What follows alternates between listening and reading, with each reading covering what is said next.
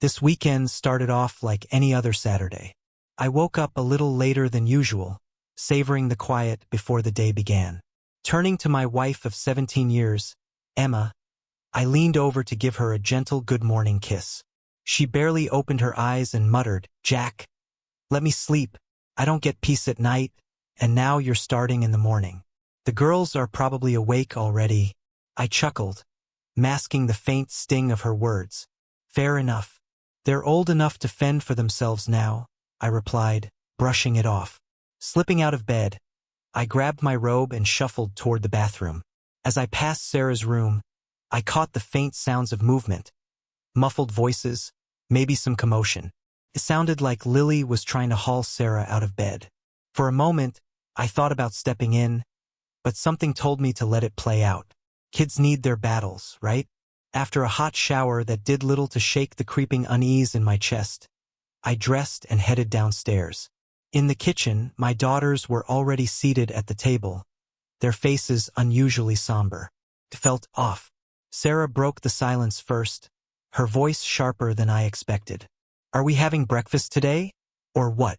We still have to go to school." Her words froze me for a second. "What are you talking about? You're on New Year's vacation," I said, trying to keep my tone light. "You're going to Grandma's today, remember?"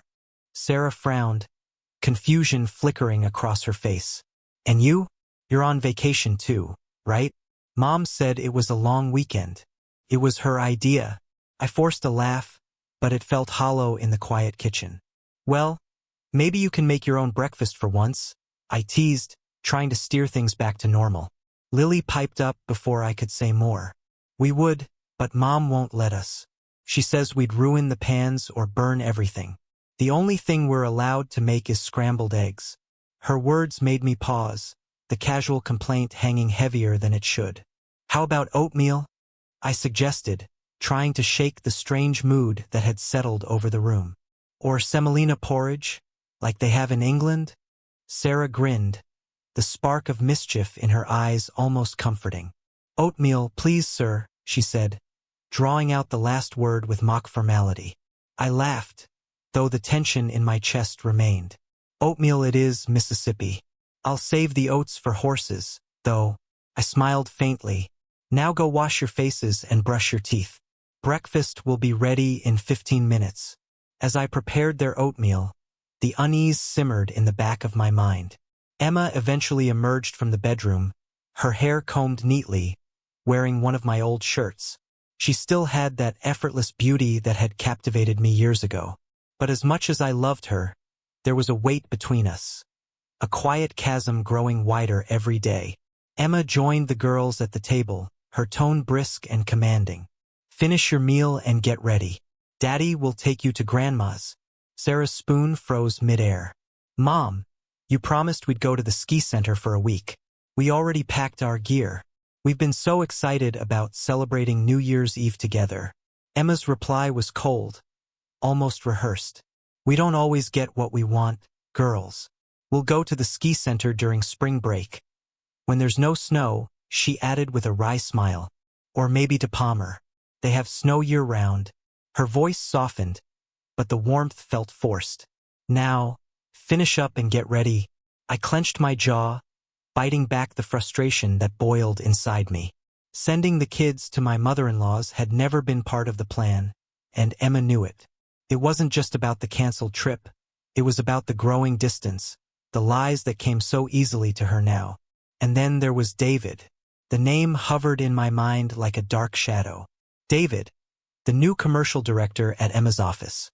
David, the college friend she never mentioned until he suddenly became part of her daily life. The tension between us seemed to coincide with his arrival, though Emma insisted I was imagining things. Maybe I was, or maybe I wasn't. As I watched her sip her coffee, avoiding my gaze, I couldn't shake the feeling that this weekend was just the beginning of something I wasn't prepared for. Something dark. I had always believed Emma would stay faithful. Sure, the thought of confronting David had crossed my mind more than once, but I knew it would only add fuel to the fire growing between us. To my knowledge, their interactions were limited to light flirting, harmless enough on the surface. But Emma's sudden decision to send the kids to her parents for the New Year's weekend set off every alarm in my head. Something was happening, and whatever it wasn't good. I decided I wasn't going into this blind. If Emma thought she could blindside me, she was wrong. I'd been tipped off by Mia, a friend of mine who worked near Emma's office. She'd given me just enough information to connect the dots. Before heading back to the kitchen, I went to the bathroom, turned on a small recorder, and tucked it into my pocket. My chest tightened as I prepared for what was coming. Emma was already seated at the table when I walked back in. Her face was calm, too calm, and when she finally looked at me, there was a strange detachment in her eyes. She gave a brief smile, one that faded almost immediately, and said, "Jack, we need to talk." Her tone sent a chill down my spine. It was the kind of voice someone uses to deliver bad news, the kind that shatters everything. I forced myself to stay composed. "Is something wrong?" I asked, though I already knew the answer. Emma shook her head, her expression unreadable. "Nothing's wrong. I love you, Jack. I've loved you for years. You've been an amazing husband and father, and I want to grow old with you. Maybe even die on the same day."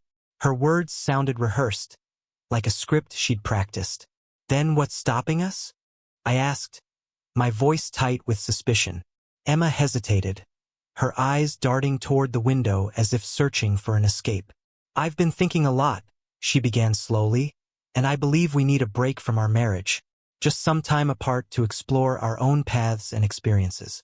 When we come back together, we'll have a broader perspective to strengthen our relationship." Her words hit me like a gut punch.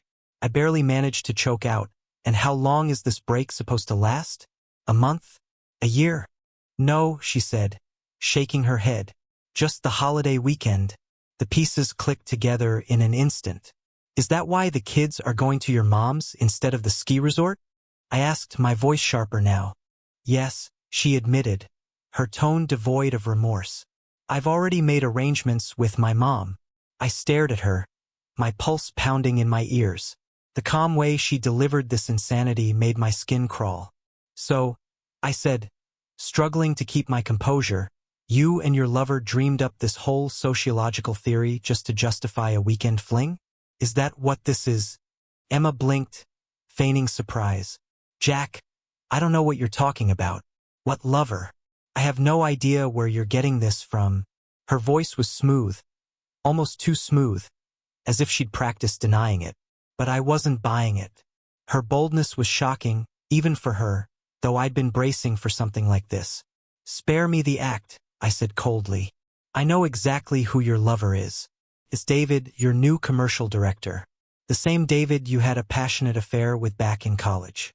The one who dumped you when he got bored and moved on to bigger and better things.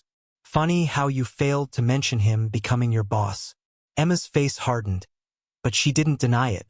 "Jack," she said carefully, her voice almost pleading, "you might not like what I'm saying now, but nothing will change between us. I'll make sure you're happy. Yes, this is selfish, but I have my reasons. I want to grow old with you even if you don't understand this now. One day you'll thank me." Her words stung like 1,000 needles, each one digging deeper than the last. "You're delusional if you think nothing will change," I snapped. "You don't even realize how far this has gone. You don't see the damage you're doing." Emma's silence was deafening. She didn't even try to argue. It was as though she'd already made peace with whatever line she'd crossed. But for me, this wasn't over, not by a long shot. I had no intention of letting her rewrite the rules of our marriage while pretending it was all for the greater good. Something had shifted irreversibly between us, and as much as I wanted to hold on, I wasn't sure there was anything left to save. Emma's expression hardened, though she tried to keep her tone light. "What do you mean by that?" she asked, still playing dumb. "Everything's already changing," I said, my voice rising despite my effort to stay calm. "Your attitude toward me, the way you treat the kids. It's all different now. Don't act like it isn't. Jack, you're imagining things."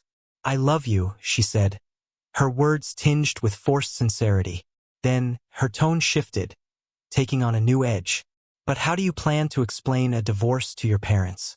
To Sarah and Lily? What will they think?" The word divorce hit like a sucker punch, even though I'd already been thinking it myself. We're not getting divorced. Not yet.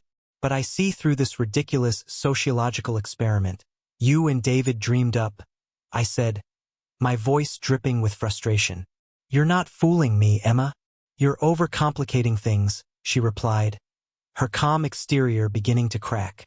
Take the girls to my mom's, and when you get back, we'll talk this through. Like adults. I shook my head. My decision finally solidified in my mind. There's nothing to figure out, Emma. I'm leaving. Her face twisted with panic, her voice trembling. You can't do this to me. To us. Jack, please. I can and I will, I said coldly. I didn't plan this, but your games have left me no choice. My decision is made. Her voice dropped, almost a whisper. But you said we'd talk about this. You said we'd work through it. Yes, I did, I replied sharply. But that was before I realized you've already made your choice. So, enjoy your free weekend while I drive the girls around. Maybe you and David can finish plotting your little experiment. Her lips parted, but she had no response. Sarah's voice from the hallway interrupted the tension. Daddy, we're ready to go, she called. 5 minutes, I replied, turning away from Emma without another word. I grabbed my laptop, threw on a shirt, and slung my backpack over my shoulder. The weight felt grounding, a strange reassurance as I walked out the door.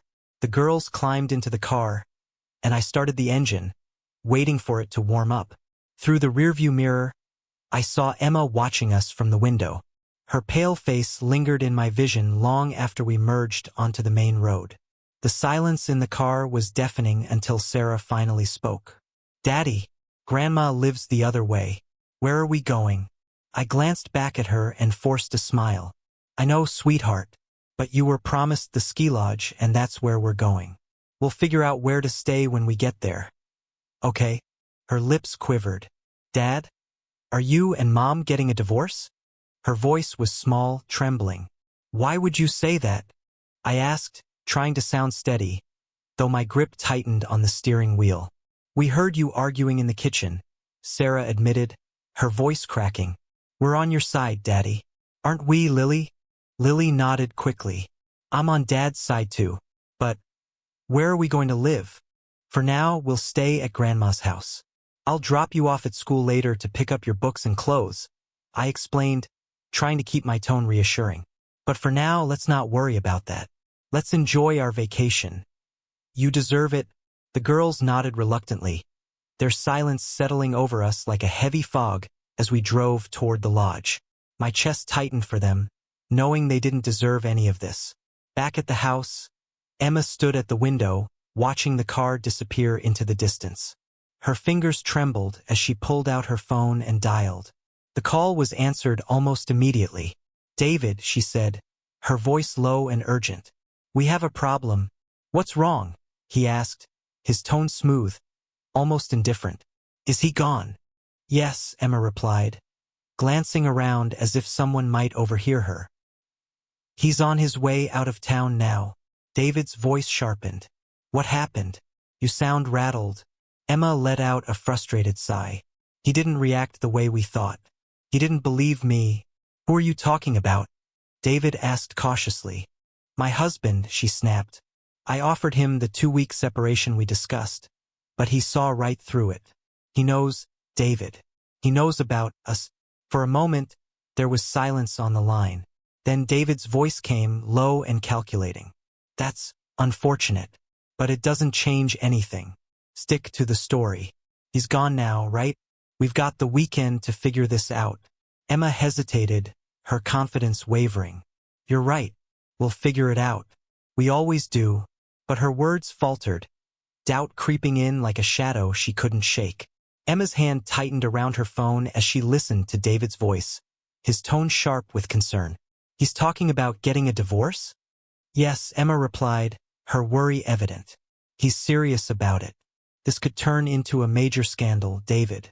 You know how quickly news spreads in the office. If Mia catches wind of this, David interrupted, his voice low and firm. That's not good. It'll reach the gossip mill in no time. and Mia is always looking for something to use against us. This could spiral out of control. Emma hesitated before saying, I've never wanted a divorce, David. You know that. I'm not trying to lose my family over this. David sighed. You've never been interested in leaving your husband. So why are we here? What's the plan now? Is he back already? No, she said, shaking her head even though he couldn't see her. He still has to drop the girls off at my parents'. That'll take a few hours. After that, I'm sure he'll come home. He's not the type to walk away, no matter what he says. Then tell him there's no temporary separation, David advised coolly. Make it clear. You've already planted the idea, but now you need to pull back. Let his anger subside. We can't afford for this to blow up. If this gets out at work, it'll complicate everything.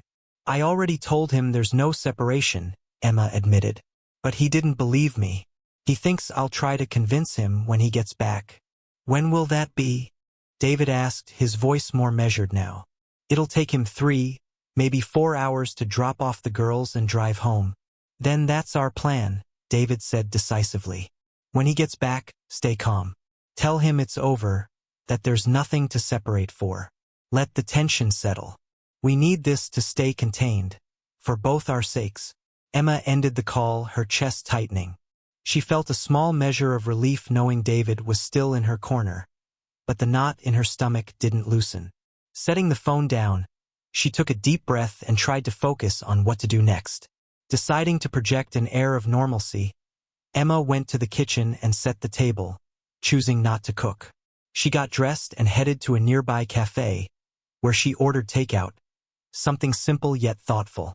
On her way home, she picked up a bottle of wine and set it on the counter beside a corkscrew, placing 2 glasses on the table. She heated the appetizers she'd bought and arranged them on plates, creating an illusion of a peaceful evening ahead. In the living room, she turned on the TV, hoping the noise would distract her. She settled into an armchair, her mind racing despite her outward calm. The same question kept circling back. Was the brief affair with David really worth the risk? Convincing Jack to see things her way was going to be a challenge. She wasn't even sure how much he knew. He'd suspected something, clearly, but how much had he pieced together? Revealing that her former classmate had become her boss had been a mistake, but it would have come out eventually. David had vanished from her life for years, only to reappear as their new commercial director. The moment she saw him again, the pull was instant, undeniable. What started as polite professional conversations quickly shifted to something else. It wasn't supposed to mean anything, just a fling, a rekindling of an old spark. I've always liked you, David had admitted during one of their first private conversations. But I can't risk ruining my family. I'm not ready to cut off contact with you, but it has to stay discreet. You're married too, after all. The words had stung even as they excited her. She hadn't wanted more from him, just something. But life had a way of making such decisions seem foolish in hindsight. For hours passed, and Jack still hadn't returned. He should have been back by now. Anxiety prickled at her as she picked up her phone and dialed her mother. After a brief pause, her mom answered. Hi, dear. How are you doing? Emma forced a light tone. I'm fine, Mom. It's getting dark early now with winter. Are the girls there yet? Her mom hesitated before answering. No, not yet. We're just sitting here with Grandpa, having a bit of a disagreement. What kind of disagreement? Emma asked, her voice tight. Oh, the usual. He wanted a drink, and I said no. But, of course, he found where I'd hidden the bottle anyway. Her mom said with a weary laugh. And you? When are you bringing the girls over? Emma froze. Her mother's casual tone told her everything she needed to know. Jack hadn't been there. Wherever he'd taken the girls, it wasn't to her parents. Something was wrong, and a cold knot of dread began to form in her chest. After the call with her mother, Emma decided to phone my parents. My dad, a retired military officer with a no-nonsense attitude, answered. His voice was firm as always. Emma, I assume you're looking for Jack and the kids, right? She forced a friendly tone. Yes, I thought I'd check in and see how you're doing. Don't try to fool me, he said bluntly. Jack already called us this morning. He told us what's going on and warned us this might happen. Emma hesitated. That's ridiculous. We had a misunderstanding. But we're not getting a divorce over something like that. It's not just about you two, my dad replied curtly. This has to do with some man from your work. Jack mentioned it during breakfast. He said you proposed a 2-week separation, and when he didn't agree, you claimed you'd cancel it but wanted to discuss it later. Is that true? Emma's voice trembled. No, Jack misunderstood. He's blowing this out of proportion. He didn't seem confused to me, my dad shot back. He said he's had enough and is going through with the divorce. He told us he's taking the girls to sort things out and that he's not coming back. He assumed you'd be at home, waiting for him. Emma's heart sank. That's not true. Jack misunderstood everything. Misunderstood. My dad repeated, his tone sharp. He knows about the man you're seeing. I suggested he come here and talk it out in person. But do you know what he said? He told me, Dad, I'm not interested. My daughters are on my side. Where did he go? Emma asked, panic creeping into her voice. He didn't tell us, my dad said gruffly. We were too upset to ask. But if he calls, I'll tell him the same thing I'm telling you now. You misunderstood what it means to keep a family together. My wife and I have been married for decades, and not once did we even consider separation. If you love another man, why torment everyone? If you're ready for a lover, leave your husband and children. Don't ruin their lives and your own in the process. Jack will get over it and maybe he'll even be better off. He's young, not unattractive, and the girls will be fine with him. Emma's voice broke. There will be no divorce. That's your opinion, my dad said coldly. But I know my son and clearly you don't. If you want to fix this, you better be honest with him. Explain everything. If he decides you're worth it, he'll stay. But don't assume you can manipulate him. Emma's fingers tightened around the phone. Just tell him to call me. I need to talk to him. I'll pass it along, my dad replied before ending the call. Emma hung up, her mind racing. Desperate, she called David next, but a woman's voice answered instead. Hello. Emma froze, caught off guard. Excuse me, I'm looking for David. Who are you? The woman's tone turned icy. My name is irrelevant, but I know who you are. Emma, right? The woman from his office. Let me tell you something. I kicked him out. Don't call him again. He doesn't even have a phone anymore. Emma blinked in confusion. Is something wrong? Wrong? The woman repeated, her voice rising. Do you have any idea who you've been dealing with? I've moved to 2 different cities because of that cheater and womanizer. And now I'm not going anywhere. I've had enough of him ruining my life. Emma's voice was shaky. Where is David? How should I know? I kicked him out. Maybe he's at your place. He knows your address, doesn't he? You work with him, after all. Emma's stomach twisted. Why would he be at my place? He doesn't even know where I live. The woman gave a bitter laugh. Oh, he knows. He knows everything. He's not just been seeing you, Emma. He's had plans to meet with every woman he's been involved with while I was away on vacation. You're not special. Emma's heart raced as the call ended abruptly. Meanwhile, I was driving with my daughters, the road stretching ahead of us as we headed toward a ski resort out of town.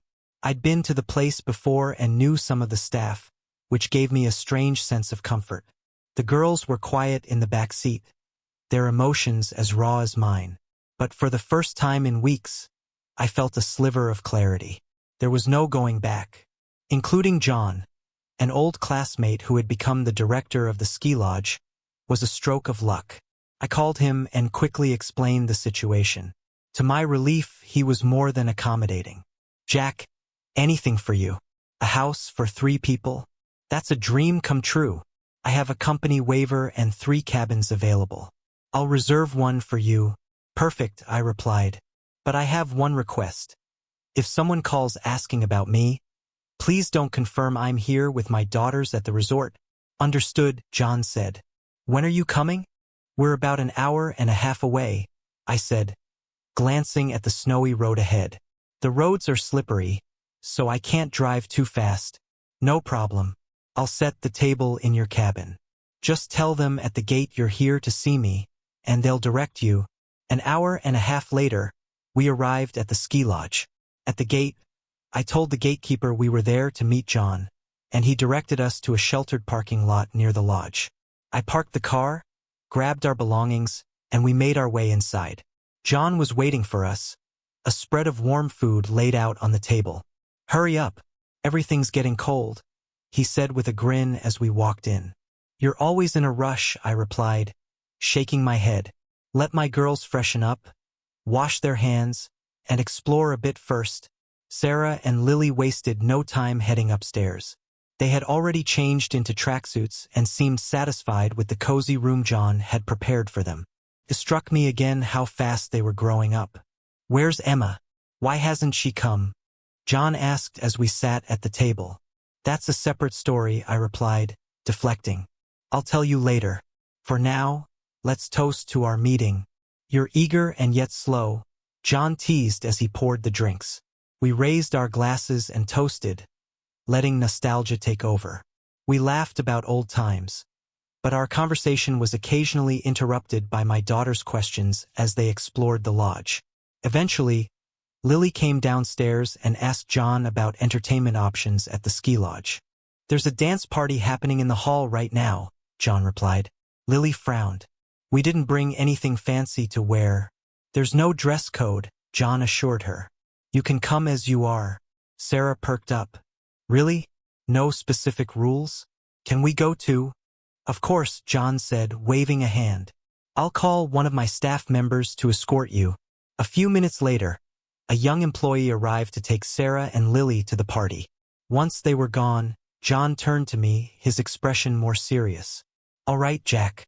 Why did you decide to get a divorce? What happened?" I sighed, leaning back in my chair. "Remember when I started dating Emma back in college? There were always rumors about her seeing someone else." John nodded. "Yeah, I remember. But there was never any proof, right?" "No, nothing concrete," I admitted. "But recently, a guy from out of town shows up, David. He ends up becoming the commercial director at Emma's workplace. They started what I'd call an emotional affair. I didn't catch it at first, but things escalated. Today, everything unraveled. David's wife, Mia, decided to divorce him and spilled the truth to me. Emma didn't technically cheat, but they decided that for the long weekend we shouldn't vacation together. Supposedly, it was to strengthen our marriage as we age." John raised an eyebrow. "That sounds unusual, to say the least." "I've always been skeptical of sociologists," I said bitterly. "Sociology is for people who can't grasp society, spending their time conducting research instead of living in the real world." John chuckled darkly. "So, this David guy shows up, and now everything's falling apart?" "More or less," I said, the weight of the day pressing down on me. "But I'm done letting Emma and David control the narrative. The girls and I are here to enjoy the vacation we were promised, and I'll figure out the rest when the time comes." John nodded, raising his glass again. "Well, here's to moving forward. No matter how messy it gets." We clinked glasses, and for the first time that day, I felt a small sense of relief. At least for now, my daughters were happy, and I had some clarity about what needed to be done. And then they try to impose these so-called laws they've discovered, which are often completely fabricated. I said, bitterness creeping into my voice. "You're right about that," John agreed, shaking his head. "So, what have you decided to do?" When I talked to her, I realized that continuing our life together would be unbearable. I said, my tone resolute. "So, I've decided on a divorce." Saying it aloud felt like lifting a massive weight off my shoulders. John nodded solemnly. "What's next?" "I need to figure out the legal steps," I replied. "A group of lawyers is coming to the lodge tomorrow. They have an office downtown. I'll consult them and get their advice." John poured another drink and handed me a glass. "Here's to starting fresh." Around 11 p.m., Sarah and Lily returned from the dance, escorted back by a staff member from the ski lodge. I had prepared a light supper for them, and we shared a quiet meal together before they headed to their rooms. Later, I sat on my bed, struggling to hold back tears. The weight of the day bore down on me as I replayed everything that had happened. Emma's actions, her deceit. It all felt too much. To reaffirm my decision, I took out the tape recorder and listened to the recording of our earlier conversation. Hearing her words again only solidified that I was making the right choice. Emma had never waited for me or wondered where I might have taken the girls. I suspected she was too preoccupied with whatever plans she had made. She had likely powered on the computer I usually used to try and track me down, but she wouldn't have found anything. I'd been careful with my research about the ski lodges. The next morning, a knock at my door stirred me from sleep. "Come in," I called out. Sarah and Lily burst into the room, full of energy and excitement. "Daddy, wake up. Let's have breakfast and go skiing. Then we can go ice skating. There's an ice rink here." I smiled, their enthusiasm infectious. "Yes, there is. Where do we have breakfast?" "At the cafe," they answered in unison. "Wash up, and I'll be ready in 5 minutes," I said, getting out of bed. After freshening up, we headed to the cafe for breakfast. Once we were fueled up, we changed into skiing attire, rented our skis, and took the lift up the mountain. The morning was spent racing down the slopes, laughter and joy momentarily pushing aside the turmoil of the past few days. By lunchtime, we were tired but happy. After changing out of our gear, we returned to the cafe, where we ran into John and his wife. John pulled me aside. "The company I mentioned has arrived, including a divorce specialist. Meet me in my office later. I have a computer, printer, and everything you'll need." "Thanks, John," I said. "No problem," he replied. "In the meantime, I'll take your girls, my wife, and her sister to the ice rink tonight, if you don't mind. We'll meet back at my place afterward. The girls want to go dancing again. We'll join them, and then you can all head back to your cabin." "Sounds perfect," I said. "Oh, and don't forget," John added with a grin, "tomorrow is New Year's Eve. We'll need to prepare for the festivities." Everything was falling into place. After lunch, John and I headed to his office, where a lawyer soon joined us. Anna, the lawyer, greeted me with a firm handshake and quickly laid out the legal landscape. I wasn't familiar with all the details, but she walked me through my options with clarity and care. She cautioned me against making any rash decisions about the apartment. "Keep in mind that your daughter's stability is the court's priority," Anna explained. "We'll need to address housing arrangements carefully to ensure their well-being." As we talked, I felt a growing sense of clarity. I wasn't just making decisions for myself. I was making them for my daughters, ensuring they had the security and happiness they deserved. By the time we finished, I had a plan in place. Tomorrow would bring new challenges, but for the first time in a while, I felt ready to face them. Anna's words echoed in my mind as she outlined the complexities of the situation.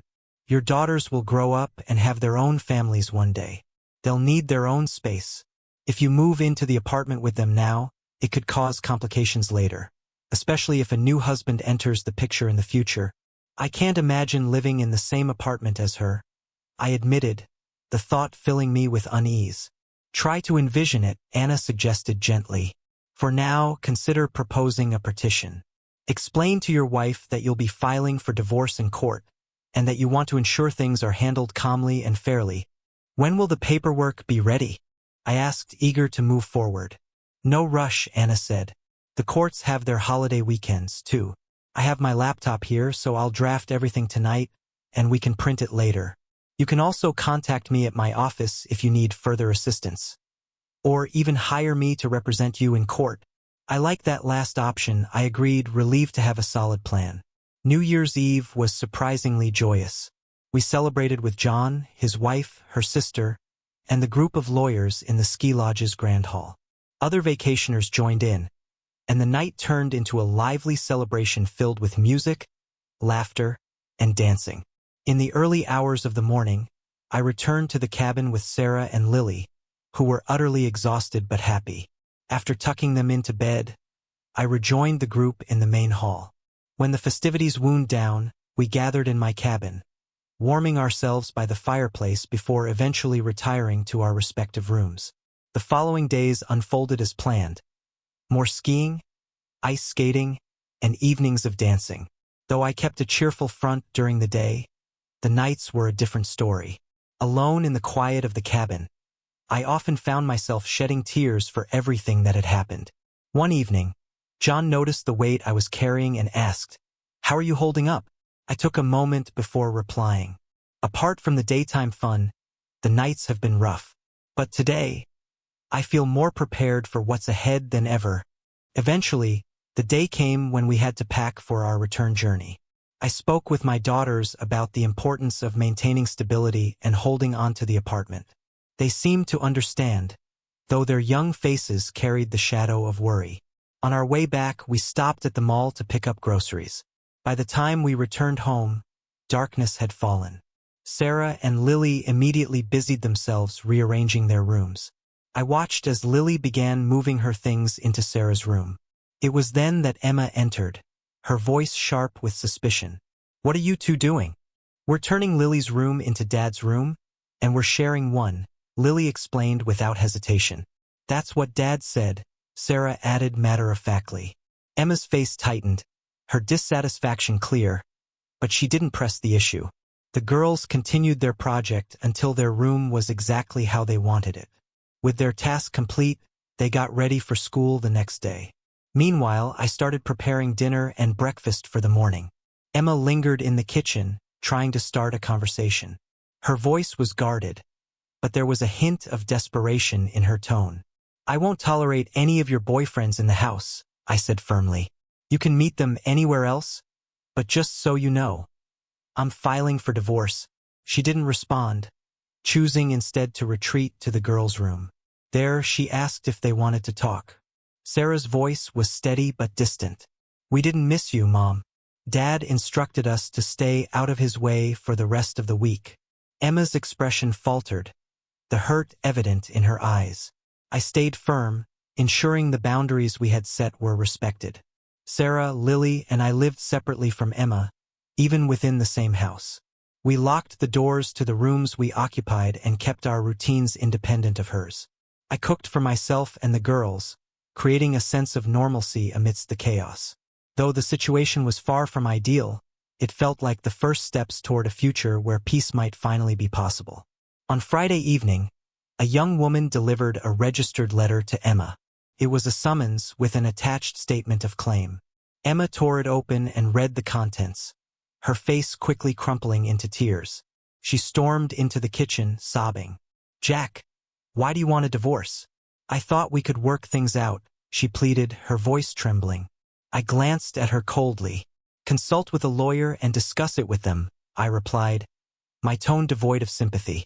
Desperate, Emma brought up David's disappearance, hoping it might elicit some reaction from me. "David's gone. I don't even know where he is.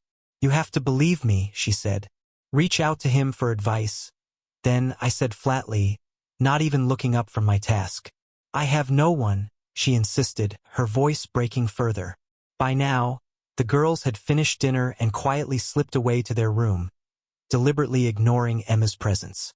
Her pleas grew more frantic as she followed me around the kitchen, declaring her love for me and for our daughters, trying to claw her way back into the life she had shattered. I set my plate down and turned to her, unable to hold back my frustration. "What does your love have to do with any of this?" I snapped. "I did love you, Emma, but that was before I found out about your affair with David, your old boyfriend, someone you never even had the decency to mention to me. I realized it was foolish to continue loving you." She stood frozen, tears streaming down her cheeks. "You want to talk?" "Fine," I said, my voice growing sharper. "Tell me about your so-called weekend. What were you planning? How did you intend to spend it? It's been a while since I've heard your wonderful sociological theories from your buddy David. So enlighten me. Did you have fun? How did you think this was going to play out?"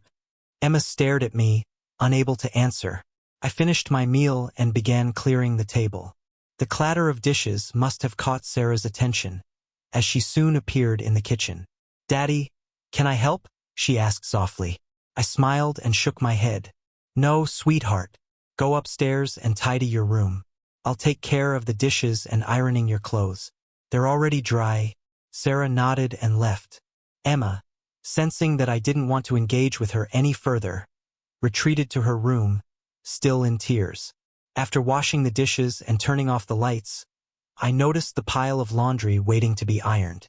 With a sigh, I gathered it and headed to the kitchen, only to find Emma sitting alone in the dark. Her silhouette was slumped over the table, and when she noticed me, she began to speak. "Jack, none of this was planned. It just happened," she said, her voice thick with emotion. "I was seeing David back in university, but he disappeared suddenly. No one pressured me into it, very few people even knew we were dating. He broke up with me out of the blue, and then, after all those years, he showed up at our workplace. We started interacting for work. Nothing more." Her words poured out in a desperate rush. "One day he asked me to lunch. First it was just that, lunch. But then something changed. He made it clear that there should be no suspicious encounters and that everything had to be carefully planned to avoid our spouses finding out. I reluctantly agreed, thinking it was just a fling, something with no future. This whole idea of a temporary separation was meant to be our first and only date. I folded my arms, my jaw tight with restrained anger. "So, you concocted this elaborate story to manipulate me into giving you a free pass to cheat?" Emma's lips quivered, but she couldn't deny it. The silence between us was heavy, broken only by the faint hum of the refrigerator. I shook my head, gripping the back of a chair to steady myself. "You didn't just betray me, Emma. You betrayed our family. And now you're trying to rewrite the past as if that will change the damage you've already done. I don't know what kind of life you imagined for yourself, but it's not one I'll be a part of anymore." Emma's sobs filled the air as I turned and walked away, leaving her alone in the dark kitchen. My resolve was unshaken. There was no going back. Emma's tearful justification only deepened the chasm between us. "I didn't realize it would go this far," she pleaded. "I agreed to David's proposal without thinking. Can't you see? He was just using me." I stared at her, incredulous. "Can you really be so naive?" "No, it's not that," she said, her voice breaking.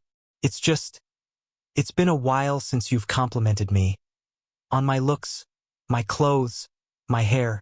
I let out a sharp breath, struggling to keep my composure. "Don't put this on me, Emma. Just because I haven't been showering you with compliments every day doesn't justify having an affair. Are you saying you're willing to cheat on me with anyone who flatters you? Is that all it takes?" Emma didn't answer, her silence speaking louder than any excuse she could muster. Over the next few days, I focused on preparing for the meeting with child welfare officials. According to Anna, my lawyer, their opinions would carry significant weight in court, though the children's perspectives would also be considered. I was juggling 1,000 things at once, all while trying to hold myself together. Nights were the worst. Alone in the dark, I found it nearly impossible to sleep. My thoughts were a chaotic storm of love, betrayal, anger, and pain. Emma's actions had shattered any trust one once had in her. I didn't just want a divorce. I needed one. Our marriage was beyond repair. I also had to think about Sarah and Lily. They had distanced themselves from their mother, and I couldn't blame them. During one conversation, Emma argued that we should stay married for the sake of the children, insisting that it was best for them. "Our children need to know that their parents love them unconditionally," I replied firmly. "They aren't responsible for what happened between us. They're old enough to form their own opinions, and you need to understand, I haven't spoken ill of you to them. They've formed their judgments based on what they've seen and overheard, including when you told me about your temporary separation for a long weekend. That wasn't me. That was all you." Emma's face fell, but I continued. "I'm proud of our kids. They grasped the truth quickly and made their decisions carefully. They were extremely upset with you when we left for the lodge. Speaking with them changed my entire plan for the weekend. You might not realize it, but the girls know far more than you think." Emma hesitated, then asked quietly, "Do the girls hate me?" "For someone with a degree in sociology," I said, my voice cold, "you show a surprising lack of understanding.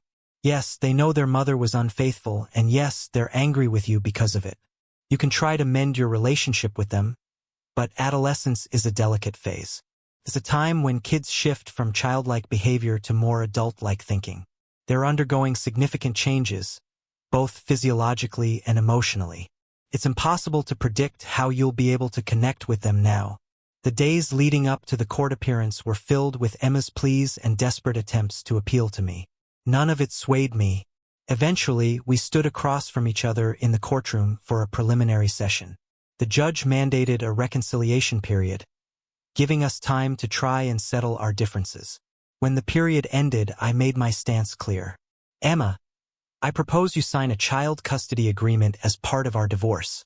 The agreement states that Sarah and Lily will live with me. Emma's eyes flashed with defiance. I won't sign any agreement, she declared. Then I'll have to take this matter to court, I warned. The court will speak with the girls, hear their perspectives, and make a decision. It's unlikely to be in your favor. You can't be so sure, she shot back. Court decisions can be appealed. Good luck with that, I replied, my patience wearing thin. Emma's voice softened, tinged with regret. Jack, I know I made a terrible mistake. I realize now how much I've hurt you, the girls, our family. I stared at her, my resolve unshaken. Realizing it now doesn't change what you've done, Emma. Some mistakes can't be undone. The road ahead was going to be difficult, but for the first time in weeks, I felt certain of the path I needed to take. Emma's voice trembled as she pleaded, I know I was wrong, Jack. Please understand that I love you and the girls, and I'll never see David again. So, you've decided to replace him with someone else? I asked, my tone cutting and cold. If that's your choice, don't blame me for it. You're the sociologist, after all. You should be able to rationalize it. She flinched at my words, but I continued. Now, if you'll excuse me, I have a lot to handle. If you decide to sign the custody agreement, it needs to be done in front of a notary for legal strength.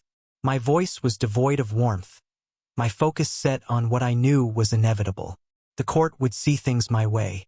As the court-mandated reconciliation period expired, Emma made increasingly desperate attempts to reconnect with our daughters, but her efforts were futile.